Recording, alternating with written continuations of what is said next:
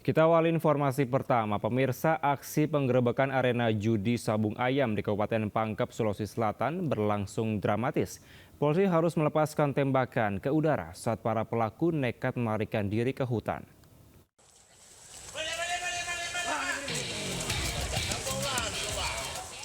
Kocar-kacir peserta judi sabung ayam terjadi saat aparat gabungan dari unit Resmo Polres Pangkep dan Polsek Mandale menggerebek arena judi sabung ayam yang terletak di atas gunung di Desa Mandale, Kecamatan Mandale, Kabupaten Pangkep, Sulawesi Selatan.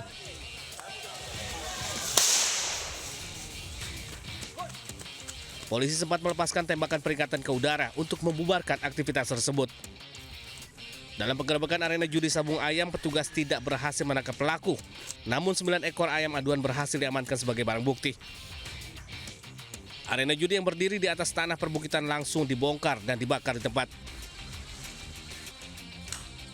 Aksi penggerebekan ini dilakukan setelah polisi menerima laporan dari warga yang resah dengan kegiatan judi sabung ayam yang cukup tersembunyi, berada di atas gunung dan jauh dari pemukiman warga yang membuat sulit dipantau aparat. Sampai di TKP sempat mengeluarkan tembakan sebanyak 2 kali. Pada saat mendengar tembakan, masyarakat yang berkumpul langsung membubarkan diri. Jadi pada saat kami tiba di TKP, hanya mendapatkan beberapa barang bukti. Untuk kepentingan penyelidikan, ayam aduan yang berhasil diamankan dibawa ke Mapolres Pangkep sebagai barang bukti. Polisi berharap kerjasama dari warga untuk terus melaporkan jika menemukan aktivitas serupa. Dari Kabupaten Pangkep, Sulawesi Selatan, Udin Syahrudin Anyus melaporkan. Seorang anggota polisi Polda Nusa Tenggara Barat Brigadir Nur Hadi tewas dibunuh wanita dan 2 anggota polisi. Pelaku pembunuhan 2 anggota polisi berpangkat perwira.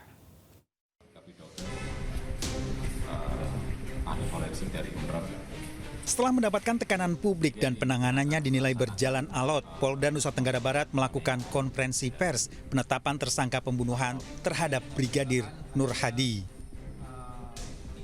Kematian Brigadir Nur Hadi, anggota Propam Polda Nusa Tenggara Barat, dinilai janggal. Dugaan pembunuhan Brigadir Nur Hadi setelah polisi melakukan serangkaian pemeriksaan dan otopsi jenazah korban.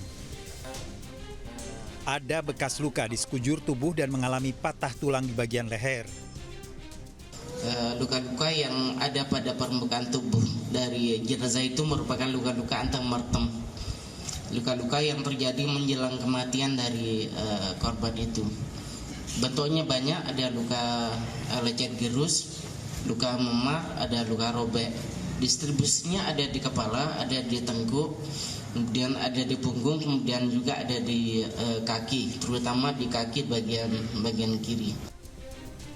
Modus para tersangka menghabisi nyawa korban karena diduga motif cemburu dan tersinggung. Tersangka sekarang yang 2 orang tersangka masih ada di Polda NTB dan dia kooperatif, dan mereka kooperatif untuk hadir setiap hari melaporkan diri kepada penyidik. Dan satu kenapa ditangkap, melanjutkan, kenapa ditahan, yang inisial M, karena ini berdomisili di luar kota. 3 tersangka pelaku pembunuhan Brigadir Nur Hadi dijerat pasal berlapis, terancam hukuman 20 tahun penjara. Dari Mataram, Nusa Tenggara Barat, Hari Kasidi, iNews melaporkan. Seorang pria menanam pohon ganja di pot belakang rumah di Jember, Jawa Timur untuk dikonsumsi. Polisi menangkap pelaku setelah mengetahui mengeringkan daun ganja.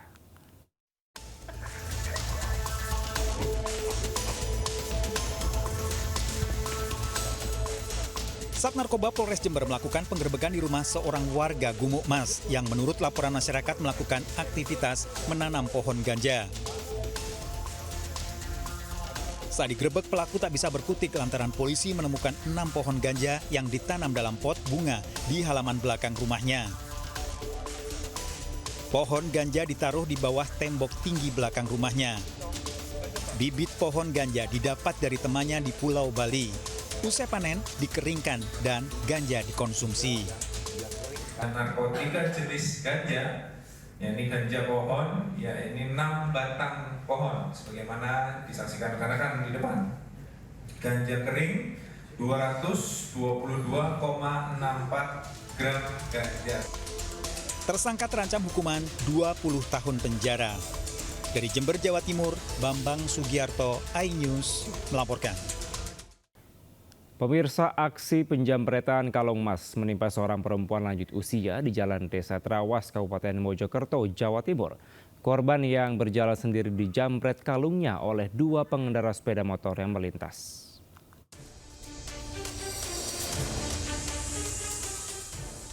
Dalam rekaman CCTV terlihat Nenek Sumaiyah, 60 tahun warga desa Trawas, Kecamatan Trawas, Kabupaten Mojokerto, Jawa Timur berjalan sambil membawa gas melon. Saat itulah dari belakang muncul dua pengendara motor yang langsung mengambil kalung korban. Korban sempat berteriak minta tolong. Bahkan pengendara motor yang mendengar teriakan nenek sempat mengejar kedua pelaku.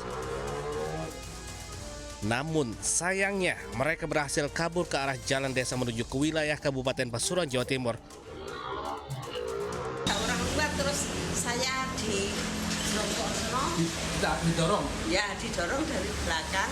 Terus saya noleh. Karena saya noleh terus lalu ada lagi motor terus jambret Apa itu dia? kalung saya. Bu, beratnya kalungnya berapa, Bu? 4 gram kali. Akibat aksi jambret ini korban kehilangan kalung seberat 4 gram. Kalung ini merupakan hasil menabung selama puluhan tahun, sehingga korban merasa sangat kehilangan benda berharga tersebut. Dari Kabupaten Mojokerto, Jawa Timur, Solahuddin, iNews melaporkan. Pemirsa, polisi mengevakuasi seorang pendaki yang mengalami hipotermia di Kawah Sunan Ibu, Kawah Putih, Kabupaten Bandung, Jawa Barat. Kondisi sang pendaki berangsur membaik usai dirawat di klinik setempat. Masuk, seorang masuk. Masuk. Aparat Polsek Ciwidey mengevakuasi remaja putri RM 16 tahun asal Subang yang mengalami hipotermia di Sunan Ibu Kawah Putih, Kabupaten Bandung, Jawa Barat. Proses evakuasi diselimuti kabut tebal dan hujan. Personil polisi dibantu mobil Ranger berhasil mengevakuasi dan membawanya ke klinik terdekat guna penanganan medis. Sebelumnya kepolisian dari sektor Ciwidey mendapati laporan dari pengelola objek wisata yang mendapati remaja putri yang tengah hiking atau pendakian di puncak Sunan Ibu Kawah Putih, Rancabari, Kabupaten Bandung.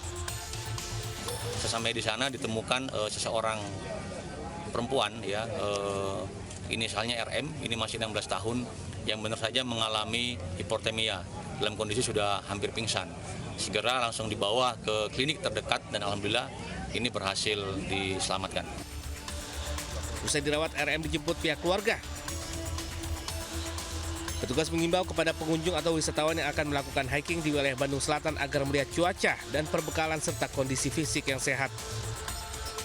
Dari Kabupaten Bandung, Jawa Barat, Yuan Pangestu, iNews melaporkan.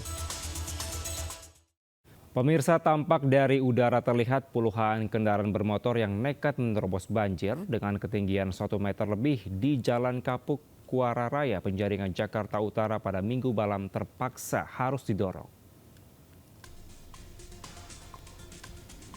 Terlihat Jalan Kapuk Muara Raya, Penjaringan, Jakarta Utara pada Minggu malam terendam air akibat luapan Kali Angke.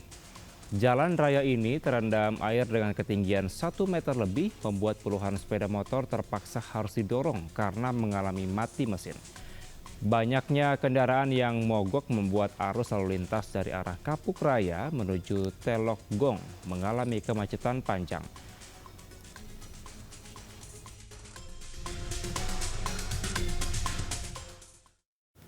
Sementara 15 RT di Kelurahan Petogogan, Kebayoran Baru, Jakarta Selatan terendam banjir. Ketinggian air yang mencapai 1,5 meter membuat aktivitas warga terganggu.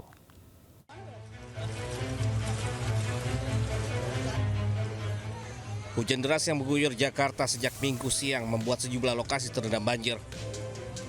Ratusan rumah warga di 15 RT di Kelurahan Petogogan, Kebayoran Baru, Jakarta Selatan terendam banjir setinggi 1,5 meter. Hingga Minggu malam ketinggian air yang merendam permukiman warga terus bertambah. Banjir akibat luapan Kali Krukut ini membuat warga mengungsi ke sejumlah lokasi. Sementara warga memilih bertahan di lantai 2 rumah mereka. Pukul 17.30. Untuk ketinggiannya, Bang? 1,5 meter. Paling dalam? Paling dalam. Ini yang terdampak ini ada berapa RT, Bang? Ada 15 RT. Di satu RW. Satu RW sama ke RT 203. Terus ini warga lumayan dalam juga nih Bang. Ada yang ngungsi di situ? Sebagian ada mengungsi, sebagian bertahan di rumah. Banjir yang merendam wilayah Petogogan ini merupakan yang kedua kali dalam 2 bulan terakhir. Pertengahan Juni lalu, ratusan rumah warga terendam banjir akibat meluapnya Kali Krukut. Tingginya curah hujan di selatan Jakarta membuat Kali Krukut tak mampu menampung limpasan air hujan. Dari Jakarta, Rizky Falufi, Anyus melaporkan. Sementara ratusan warga terjebak banjir di Kebon Pala, Jatinegara, Jakarta Timur. Evakuasi warga berlangsung dramatis karena ketinggian air mencapai lebih dari 1 meter. Polisi berusaha mengevakuasi warga yang terjebak banjir di Kampung Melayu, Jatinegara, Jakarta Timur. Ketinggian air yang merendam permukiman padat penduduk ini mencapai lebih dari 1 meter. Sebagian warga terjebak di lantai 2 rumah mereka saat ketinggian air akibat luapan Sungai Ciliwung terus bertambah. Warga dievakuasi ke sejumlah lokasi yang sudah disediakan pemerintah. Banjir terjadi akibat intensitas hujan di selatan Jakarta cukup tinggi. Hingga Minggu sore, hujan masih mengguyur wilayah hulu dan warga diimbau untuk waspada banjir kiriman yang membuat Sungai Ciliwung meluap.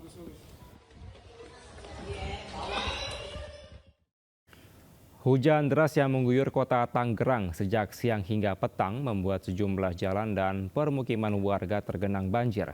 Ketinggian air pun bervariasi mulai dari 50 cm hingga setinggi 1,5 meter.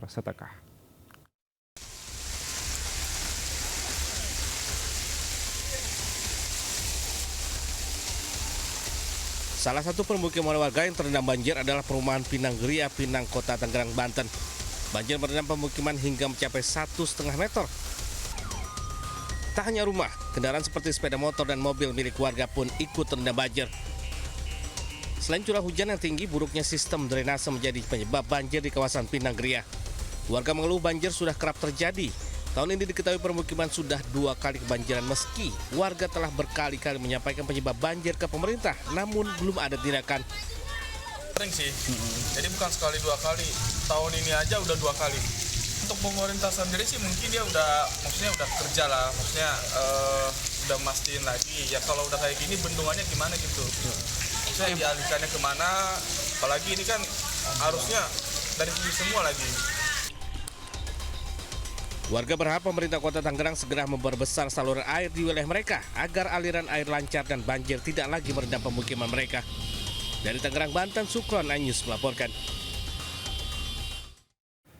Pemirsa, banjir melanda sejumlah wilayah di DKI Jakarta seperti yang terjadi di wilayah Kebon Pala dan Bidara Cina, Jakarta Timur.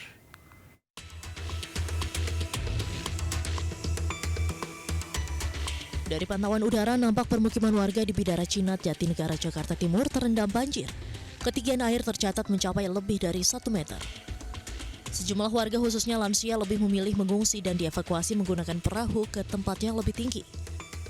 Meski demikian, warga mengaku sudah terbiasa dengan banjir seperti ini dan sebagian besar warga enggan mengungsi dan lebih memilih bertahan di lantai 2 rumahnya masing-masing. Warga pun berharap agar petugas terkait melakukan normalisasi aliran sungai dan membuat tanggul yang lebih tinggi. Meter ada ya? Ada 1 meter lebih lah. Nah ini ibu mengungsi kemana Bu? Di rumah. Di rumah. Iya, ada beberapa paling di puskesmas, ada di Karang Taruna. Harapannya nggak banjir lagi.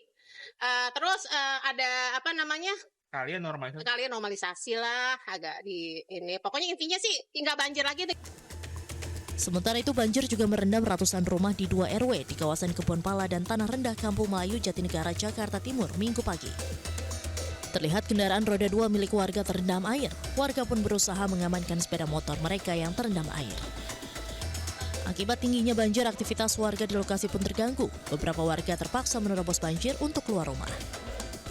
Diketahui banjir disebabkan oleh meluapnya aliran Kali Ciliwung yang melintasi permukiman akibat mendapatkan kiriman air dari Bendungan Katulampa, Bogor, Jawa Barat, lantaran wilayah Bogor diguyur hujan dengan intensitas tinggi. Dari Jakarta, Rio Manik, Anyus melaporkan.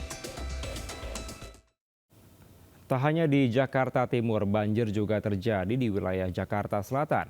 Banjir setinggi 2,5 meter melanda kawasan Pejaten Timur dan Rawajati.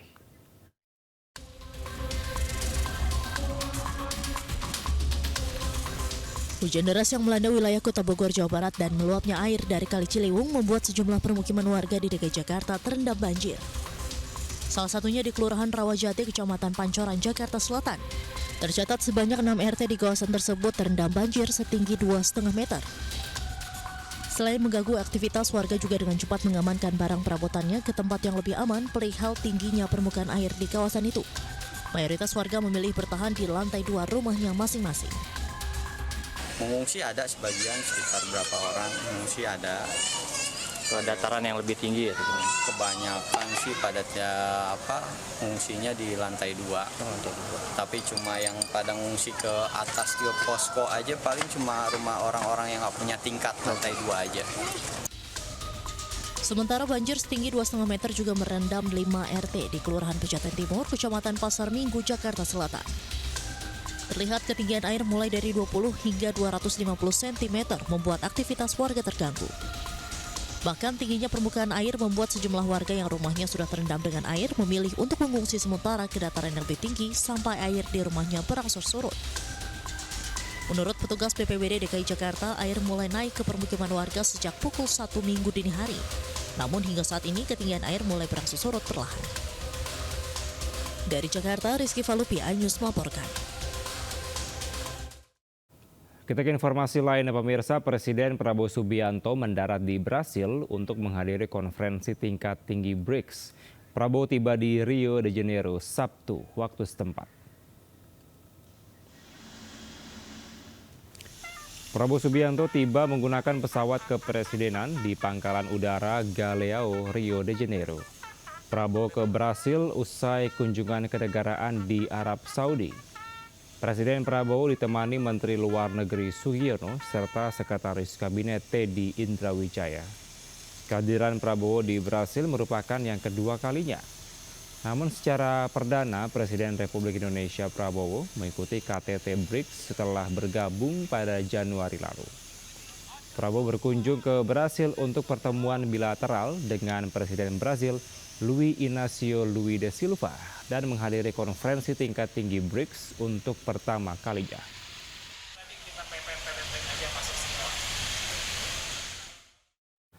Setelah perang Iran dan Israel berakhir dengan gencatan senjata, pemimpin Iran Khamenei akhirnya muncul ke publik.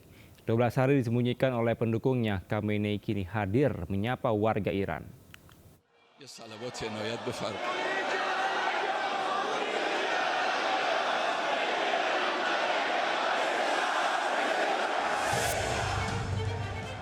Sejumlah rakyat Iran langsung bersorak riang saat melihat pemimpinnya yaitu Ayatullah Al-Khamenei Sabtu waktu setempat.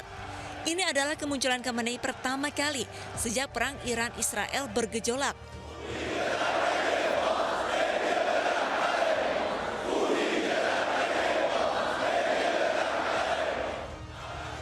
Pria berusia 86 tahun ini langsung melambaikan tangan kepada rakyat Iran yang menantinya di area pusat keagamaan Imam Khomeini Husainiyah di Teheran.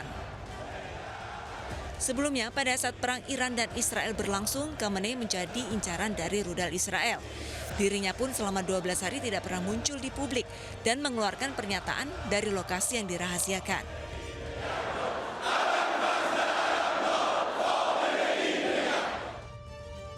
Dirinya pun tidak pernah hadir dalam pemakaman komandan militer atau ilmuwan nuklir Iran yang tewas beberapa waktu lalu.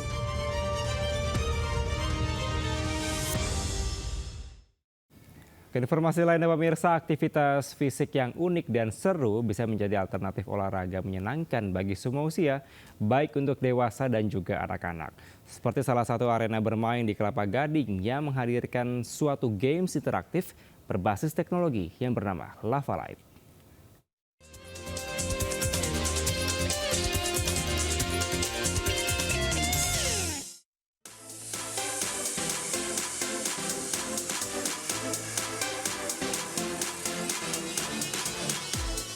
Pertama kalinya, games interaktif bernama Lava Light hadir di salah satu arena bermain di Kelapa Gading, Jakarta Utara. Permainan ini berbasis teknologi interaktif lure atau lantai interaktif asal Jerman.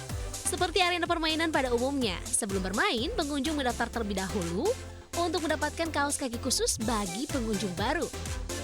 Di arena permainan olahraga ini, sebelum bermain, pengunjung juga akan diajak lakukan pemanasan terlebih dahulu. Selanjutnya, bebas bermain trampolin sepuasnya. Dan masih banyak permainan menarik lainnya seperti parkour, flying fox, serta lava light yang baru hadir bulan Agustus lalu. Lava Lights adalah interactive floor gaming yang mana untuk pertama kalinya diinstalasi di Indonesia. Di situ kita akan membantu teman-teman, baik anak-anak, remaja maupun dewasa untuk belajar mengenai problem solving, memori, creativity, teamwork, strategi, fokus, body balance, dan berbagai hal menarik lainnya. Arena yang kita hadirkan menjawab kepada teman-teman yang bilang, wah kita mau sesuatu yang berbasis teknologi di Bond Street. Lalu kita bilang oke. Permainan Lava Light bisa dimainkan mulai dari 2 hingga 7 orang, baik anak-anak ataupun dewasa. Pemain bisa memilih level yang diinginkan sesuai kemampuan.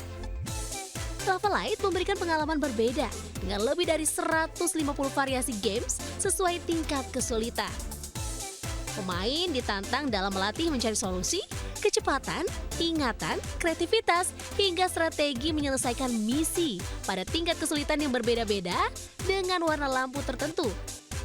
Dan keseruan akan bertambah jika permainan lantai penuh lampu warna-warni ini dimainkan bersama teman, orang tua, hingga keluarga. Seru, capek. Capek, keringetan, enak. Iya. Cocok juga buat anak-anak. Panggilan siapa? Kakak.